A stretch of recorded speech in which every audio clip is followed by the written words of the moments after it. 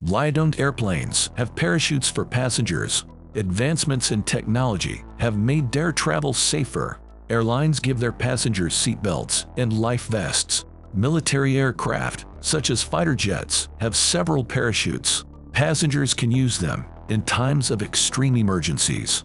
Commercial aircraft can carry as many as 300 people. Thousands of people around the world use these airliners every day. So why don't airlines provide parachutes on these planes?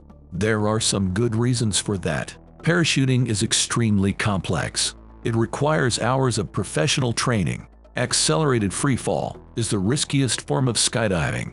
This solo freefall starts at 10,000 to 13,000 feet above the ground. To do this, you would need even more specialized training and a lot of practice. Jumping out of an aircraft in an emergency is very different from skydiving for fun.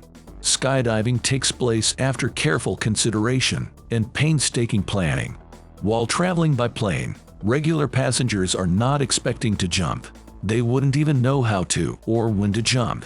In the event of a crisis, an emergency would cause fear and chaos. Even putting on the parachute correctly would seem like a monumental task. Besides, commercial airplanes don't have a small body or a ramp. Jumping out of such a plane is extremely risky. The diver could easily smash into the fuselage, the wings, or the tail. The highest point a skydiving plane would go is 15,000 to 16,000 feet. Commercial planes fly at an average altitude of 35,000 feet.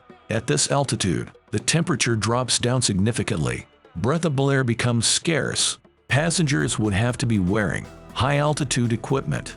It consists of an oxygen cylinder, regulator, mask, altimeter, ballistic helmet, and flight suit. Without it, passengers might pass out due to a lack of oxygen. The speed of commercial airplanes also makes skydiving almost impossible. A Boeing 737 can reach speeds of almost 600 miles per hour. Jumping from a high altitude when the plane is flying that fast can be fatal. Even one parachute would be too bulky to fit under the typical seat in the economy class. It is also quite heavy. Airlines would have to come up with the necessary space to accommodate the parachutes. They are usually very strict about the weight of luggage. Parachutes would easily increase the overall weight by 6,000 to 8,000 pounds.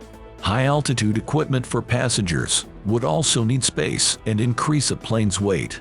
The gear and the parachutes themselves are rather expensive. Making space for them would require even more money. The airline would not pay for it out of their pocket. They would add the cost to the ticket price. Statistically, most airplane accidents take place during takeoff and landing. A very small percentage of all fatal airplane accidents has occurred at high altitudes. The main reason for such accidents was a thunderstorm. Parachutes are useless during takeoff and landing, but it's even more dangerous to parachute out of a plane during a thunderstorm.